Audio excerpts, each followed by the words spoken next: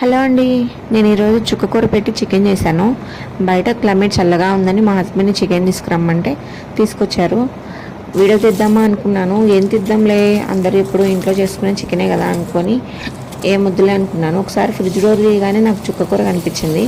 సరే చుక్కకూర ఉంది కదా, కలిపి చికెన్ చేసేసి వీడియో చేద్దామని చెప్పి చేశాను. ఎవరైనా చుక్కకూరతో ట్రై చేశారా? ఇది చేసుకున్న రోజు కంటే తర్వాత రోజు చాలా టేస్ట్ ఉంటుంది.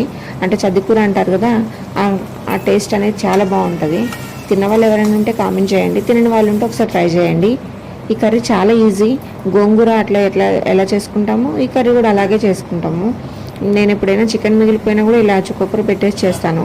గ్రేవీగా వస్తుంది, టెక్స్చర్ చాలా బాగుంటుంది, ఇంకా టేస్ట్ కూడా చాలా బాగుంటుంది. వీడియో చూస్తున్నారు కానీ ఎవరు సబ్స్క్రైబ్ చేసుకోవట్లేదు.